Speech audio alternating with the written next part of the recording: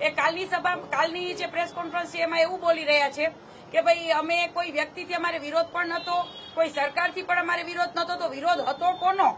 આપ લોકો શું કરવા આવ્યા હતા? કે જે બહેનો દીકરીની અસ્મિતાની લડાઈ હતી તો એ તો કોઈ કઈ દેખાણું નહીં. તો આપ શું અત્યારે આપનું સ્ટાન્ડર્ડ જ નથી? જે આપ બોલી રહ્યા છો એમાં આપ ડબલ રોલ કરી રહ્યા છો એવું લાગે છે.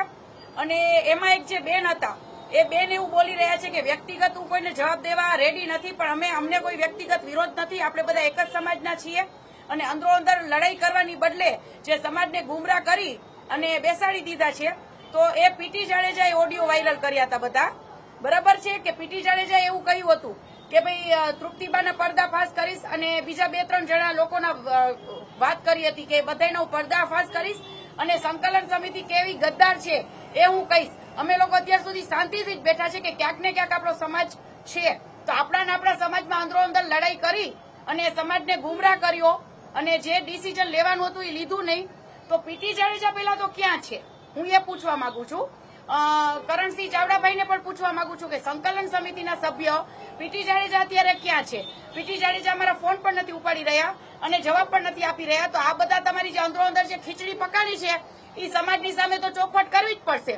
અને જે અત્યારે સમાજને માત આપી છે કે જે બીજેપી પાર્ટી કે એના વિરોધ લઈ ગયા અને જે પણ ભાઈઓએ એ પાર્ટીમાંથી રાજીનામા આપી દીધા એની કારકિર્દીનું શું ભાઈ? બરાબર છે? હવે તમે પોદરામાં હાટીકડું નાખી દીધું છે, નથી રૂપાલાભાઈને માફ કરતા કે નથી સરખું આંદોલન આપતા. તો ભાઈ સરખું આંદોલન આપો અથવા તો રૂપાલાભાઈને માફ કરી દો. તો રૂપાલાભાઈએ 5મી વખત માફી માંગી, 5મી વખત માફી માંગી. તો અમને તેમ હતું કે પાર્ટ 3 એ હશે કે ભાઈ રાહુલ ગાંધી અને ઉમેશભાઈને માફી મગાવીએ. તો એમાં તો આપ લોકો કઈ જવાબ જ નથી દઈ રહ્યા. તો એનું શું કરવાનું છે હવે? તો તમે કઈ રીતે સંકલન સમિતિ આ ઝંડો હાથમાં લીધો છે તો વ્યવસ્થિત બધું કરો અથવા તો ઝંડો મૂકી દો અને સમાજને જે ગેરમાર્ગે જે આપ લોકો લઈ ગયા અને સમાજની અત્યારે પથારી ફરાઈ ગઈ કે જે કોંગ્રેસ પાર્ટીને ઉભી કરી દીધી. તમે સામે પક્ષ એક સાઈડ તમે એ લોકો એવું બોલી રહ્યા છો કે અમે સામાજિક છીએ, અમે રાજકીય નથી. તો હવે ટિકિટ ક્યાંથી આવી?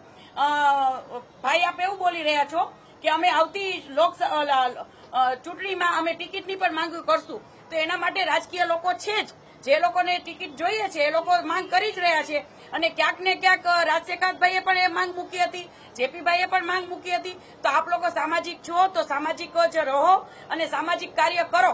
આપ લોકોએ શું કર્યું છે કે બેનું દીકરીઓનો હાથો બનાવી અને રાજકીય ધોરણે ક્યાંક ને ક્યાંક મને એવું લાગે છે અને સમાજને એવું લાગે છે, સમાજને એવું લાગી રહ્યું છે જે આપનું કાલનું જે કોન્ફરન્સ હતી એમાં સમાજ એવું પૂછવા માંગે છે કે તો તમે લોકો 120 સંસ્થા છે તો 120 સંસ્થાના નામ આપો, એમના હોદ્દા આપો, આટલો બધો ખર્ચો કોને કર્યો એ પણ અમને જણાવો.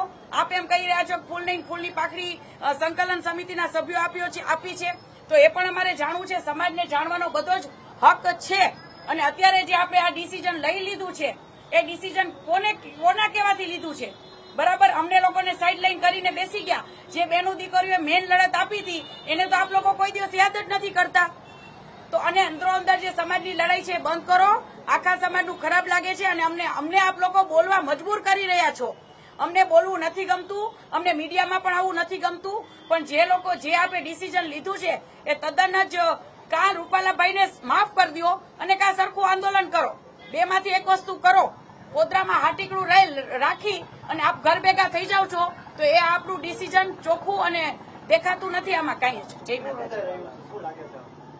હવે રંધાઈ રહ્યું છે તો બધા આખી દુનિયા જોઈ રહી છે કે જે કાલનું ડિસિઝન હતું કે ભાઈ અત્યારે અમે વિરામ દઈએ છીએ અને અમે કથાકારો એમ કથા તો શું ભાઈ બધાને મહાસંમેલનો કરીને શીરો બધાને જમાડવા બોલાવ્યા હતા. આપે આટલા મહાસંમેલનો કર્યા, લોકોના ટાઈમ બગાડ્યા, લોકોનો ટાઈમ વેસ્ટ કર્યો. બરાબર છે? પછી રથયાત્રા નીકાળી તો ટ્રાફિક જામ કરાવ્યું. એનાથી સરકારને શું ફરક પડ્યો છે? પેટ્રોલ બધાના બગાડ્યા. બરાબર છે? તો આનેથી કોઈ જાતનું કઈ ફેર પડ્યો કોઈને નથી. તો કાંઈક એવું ડિસિઝન લ્યો કે ભાઈ દુનિયા પણ જોઈને એમ કે ના ભાઈ આ લોકો વ્યવસ્થિત છે. આ તો તમે લોકો કઈ કરતાય નથી, જે કરે છે એને પણ રોકો છો, એને પણ કઈ કરવા નથી દેતા, એને પણ સાઇડલાઈન કરી દીધા. અને આંદોલન તો પૂરું જ થઈ ગયું છે. આંદોલન જ્યારથી રૂપાલાભાઈએ ફોર્મ ભર્યું તે દિવસથી હું કઈ થાકી ગઈ કે આંદોલન પૂરું જ છે, પણ ક્યાંક ને ક્યાંક આ લોકો સમાજને ગુમરાહ કરી અને અમે સામાજિક છીએ એમ કરી અને સમાજને અહીંયા સુધી પહોંચાડ્યા. હવે આ લોકોનું કઈ દેખાતું જ નથી. હવે આ લોકો શું કરે છે એ જોઈએ. આંદોલન તો હવે ઈ બધા સમાજને ખબર, દુનિયાને ખબર કે સફળ ગયું છે કે નિષ્ફળ. એક રીતે જોવા જઈએ તો નિષ્ફળ જ ગયું છે. જે એકતા અમારી છે એ અમે જોવા જશું કે ક્યાંક ને ક્યાંક અમારો સમાજ એક થયો છે, પણ જે સમાજ ગેરમાર્ગે દોરાયો, જે એ સમાજ બહુ હેરાન થઈ ગયો છે અત્યારે, કે જે પણ ભાઈઓ બીજેપી પાર્ટીમાં હતા, ભાઈઓ કે બહેનો, એ લોકોને રાજીનામા અપાવી દીધા અને આ લોકોને તો હવે કઈ પડી જ નથી. તો કારકિર્દી એ લોકોની બગડી ગઈ છે અને હવે એ લોકો શું કરી રહ્યા છે કે શું કરવાના છે એ કોઈને કઈ ખબર જ નથી. જો પહેલેથી જ અમે બીજેપી પાર્ટીના વિરોધ નતા, બરાબર. આ સંકલન સમિતિ કલાકે અને સાંજે અને સવારે પોતાના નિવેદનો સતત બદલતી રહી છે. તો અમારું પહેલેથી જ નિવેદન કરણી સેના તરફથી આ જ બહુમાળી ભવનમાંથી લડાઈ ચાલુ થઈ હતી, બહેનો દ્વારા પણ ચાલુ થઈ હતી. ત્યારથી એક જ વ્યક્તિગત વિરોધ હતો રૂપાલાભાઈનો વિરોધ જ કરવાનો હતો વ્યક્તિગત. પછી એ લોકો બીજેપી પાર્ટી લઈ આવ્યા. તો બીજેપી પાર્ટીનો વિરોધ કરવાનું કારણ શું હતું, બરાબર છે. અને નરેન્દ્ર મોદી સાહેબે 18 વર્ણોને સાથે લઈને ચાલ્યા છે, 18 વર્ણોને, અને 18 વર્ણો માટે એવું કામ કર્યું છે. તો એ કોઈએ ભૂલવું ન જોઈએ. તો બેનો દીકરીઓની અસ્મિતાને લઈને આ લડાઈ હતી.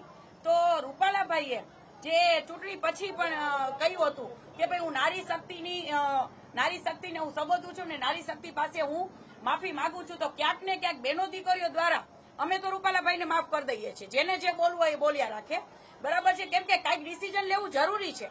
અત્યારે એક ડિસિઝન હોવું જરૂરી છે. પછી ખોટું એમ કહીએ કે ભાઈ અમે સમાજની સાથે છે તો કાંઈક તો ડિસિઝન લ્યો. અત્યારે આ લોકોએ સમાજને આખો ગુમરાહ કર્યો છે, કોઈ ડિસિઝન પણ ન લીધું. અને તો પછી રૂપાલાભાઈને માફ નથી કરતા તો પછી રાહુલ ગાંધી અને ઉમેશભાઈને શું કામ? તો પછી એ લોકો પાસે પણ માફી મગાવો. કેમ એ લોકો પાસે કઈ બોલતા જ નથી આ લોકો? જે અમે જે પરસોત્તમભાઈ ચૂંટણી પછી 5મી વખત ક્યાંક ને ક્યાંક માનવતાની દ્રષ્ટિએ એક વડીલ છે, એની ઉંમર છે, માફી માંગવી કોઈ સહેલી બાબતે નથી. જે પણ એ બોલી ગયા છે અમને દુઃખ છે, બરાબર છે, કે જે પણ એમને જે બોલી ગયા હતા તો એને 5મી વખત જે માનવતાની દ્રષ્ટિએ, બીજું તો શું કરીએ? ચાલો બીજું આપણે શું કરવાના છીએ?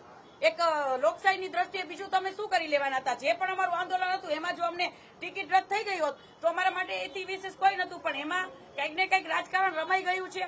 તો રૂપાલાભાઈને બસ અમે એ જ રીતે માફી, અમારી નારી શક્તિ અમે માફી આપીએ છીએ કે રૂપાલાભાઈએ 5મી વખત માફી માંગી. અને સંકલન સમિતિ જો રાજકીય ક્યાંય ન હોય, સામાજિક જ હોય, તો પછી રાહુલ ગાંધીને પણ માફી મગાવે અને ઉમેશભાઈને પણ માફી મગાવે. હવે રૂપાલાભાઈ પાસે ટિકિટ રદ નથી કરાવી શકે તો શું રાજીનામું મગાવી શકે? એવું શું આ લોકો પાપડે ભાંગવાની સંકલન સમિતિની તેવડ નથી? શું રાજીનામું અપાવી શકશે? અને અમારા જેવાનો હાથો બનાવે છે સંકલન સમિતિ.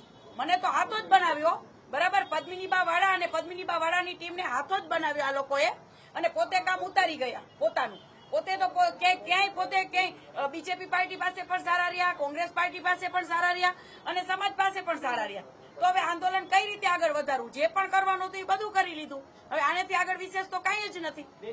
જો ચૂંટણી દરમિયાન, ચૂંટણીની પહેલા જે હું બીજેપીમાં બીજા મહિનામાં હું જોડાઈ હતી અને ત્યારે વચમાં જ રૂપાલાભાઈ આ બોલ્યા હતા, એટલે અમે એક સાચી રીતે અને સત્યની સાથે જ અમે રહી અને રૂપાલાભાઈની અમે લડાઈ લડ્યા હતા.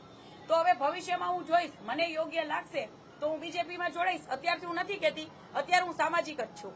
જે હું તો પહેલેથી જ કહેતી હતી કે જ્યારથી રૂપાલાભાઈએ ફોર્મ ભરાઈ ગયું હતું પછીનું જે આંદોલન છે એ ટિકિટ અને સત્તા માટેનું જ હતું. એટલે જ હું સમાજને મેસેજ દેવા માંગુ છું કે જે હવે આગળનું આંદોલન હશે એ ટિકિટ અને સત્તા માટેનું જ છે, બરાબર છે. જો બેનો દીકરીઓની અસ્મિતાનું હતું એ તો કઈ કર્યું જ નહીં અને કરવા દીધું જ નહીં. તો હવે આ આંદોલન છે એમાં આપ પણ જોઈ રહ્યા હશો કે જે કરણસિંહ ચાવડાભાઈ છે એ બોલી જ ગયા છે કે ભાઈ અમે પણ ટિકિટની માંગુ કરશું. તો પછી શું ટિકિટ માટે આ લડતા હતા? બેનો દીકરીઓ રૂપાલાભાઈ તો એક સાઈડ જ હતા ને, કોંગ્રેસ ભાજપ આવી ગયો એટલે પૂરું જ હતું. અમે બેનો દીકરીઓએ પરસોત્તમભાઈ રૂપાલા એવું બોલ્યા છે કે ભાઈ નારી શક્તિને હું વંદન કરું છું. તો ક્યાંક ને ક્યાંક ભાઈ એ વડીલ છે, બોલી ગયા. અમને ગુસ્સો હતો, રોષ હતો, બધું હતું. અમે આંદોલન પણ જોરશોરથી આપ્યું છે, મહાસંમેલનો, મહારેલીઓ અમે બધું જ કરી શક્યું છે. પણ માનવતાની દ્રષ્ટિએ અમારામાં કંઈક હોય. અમે અમારો ક્ષત્રિયનો ગુણ છે. ભલે પેલા અમે નતા કહેતા પણ આટલું બધું કર્યું. હવે 5મી વખત રૂપાલાભાઈએ માફી માંગી છે તો અમે માફ કરીએ જ છીએ. રૂપાલાભાઈ ઈચ્છશે તો હું અને મારી નારી શક્તિ, હું એકલી નહીં પણ હું ને મારી નારી શક્તિ, રૂપાલાભાઈની ઈચ્છા હશે તો અમે કરશું એની સાથે મુલાકાત. અને એ પણ કહી દઉં કે શરૂઆત અમે બેનો દીકરીઓ જ કરી હતી નારી શક્તિએ અને અંત પણ અમે જ કરીએ છીએ. એટલે કોઈ ઝંડો સંકલન સમિતિએ હાથમાં લીધો હોય તો એ રહેવા દે. ના, રૂપાલાભાઈ બોલાવશે તો જ આવશો. જી જી. જયરાજસિંહભાઈ તો ભાઈડા માણસ કહેવાય. જયરાજભાઈએ જે કર્યું હતું ને એ બરોબર જ કર્યું હતું. તો પાછું ફરી ફરીને એ જ આવ્યું. જ્યારે ફરી ફરીને એ જ આવ્યું ને ફરી ફરીને આખું આંદોલન એ જ જગ્યાએ આવી ગયું. જે જયરાજભાઈએ બધા પબ્લિક વચ્ચે જે કોઈ ખાનગી મિટિંગ નથી કરી, કાંઈ પણ નતું કર્યું. જયરાજભાઈએ ડિસિઝન ત્યારે લીધું હતું એ બધા માણસોની વચ્ચે લઈ લીધું હતું. ત્યારે સાચી વાત છે. તો સંકલન સમિતિ સમાજનો બાપ છે. સંકલન સમિતિએ શું કામ ભાઈ નિર્ણય લઈ લીધો? અમને કેમ ન પૂછ્યું? અમે પણ એક સમાજના વ્યક્તિઓ છીએ. અમને પણ ફોન કરીને એને જાણ કરવી જોઈએ કે ભાઈ પદ્મિની બા શું કરવા માંગો છો. કે બીજા પણ ઘણા બધા એવા ભાઈઓ છે. અત્યારે સમાજમાં અંદરો અંદર બધું ઓલું થઈ ગયું છે. જયરાજભાઈ જે કર્યું હતું એને પાછું ગોળ ફરી સંકલન સમિતિએ એ જ કર્યું. એટલે જ અમને એમ છે કે ભાઈ આ બધું શું થઈ ગયું. ક્ષત્રિય સમાજના હરેક વર્ગને એમાં સામેલ કરવામાં આવેલા છે. જ્યારે 120 સંસ્થાઓ હોય ત્યારે અમારી એની મિટિંગ 4 તારીખ પછી છે. 4 તારીખ પછી મિટિંગ થશે અમારી. એમાં એનો નિર્ણય લેવાશે કે ભાઈ અમારે શું કરવાનું છે આગળ. અમારા નિર્ણયો એક ધારા નથી હોતા કે વ્યક્તિગત નિર્ણયો અમે ન લઈ શકતા હોય. કાલે અમારી કોર મિટિંગ હતી, એમાં પણ એવો નિર્ણય લેવાનો છે કે ભાઈ આપણે હવેના કાર્યક્રમમાં શું આપવાના છે અને ક્યારથી આપવાના છે. એ એમની વ્યક્તિગત માફી હશે. ક્ષત્રિય સમાજને જેમ આપને કીધું કે ક્ષત્રિય સમાજની જેટલી સંસ્થાઓ છે એ એનો નિર્ણય લેશે. હું પણ કાલ વિચારું કે મારે શું કરવું છે, એ નિર્ણય હું ન લઈ શકું. સમાજના હરેક વર્ગને લેવાનું છે અને હરેક સંસ્થાઓનો નિર્ણય લેશે. અને જે લોકો સમાજને આવડું મોટું 40-45 દિવસનું આવડું મોટું આંદોલન કર્યું, તો હરેક લોકોની એમાં જે કંઈ એના રિવ્યુ હશે એ લઈને પછી એનો નિર્ણય લેવામાં આવશે. કદાચ મને પણ એવો વિચાર મારે એને છોડી દેવા છે તો હું પણ ન છોડી શકું. જો જયરાજભાઈનું એમને કીધું છે તો એમને નિર્ણય પહેલા શું કરવું, એમને જયરાજભાઈ માટે કંઈક બીજું બોલતા હતા અને આજ કંઈક જુદું બોલી રહ્યા છે. તો એ પદ્મિનીબાને પણ થોડુંક વિચારવું જોઈએ એ શું બોલી રહ્યા છે.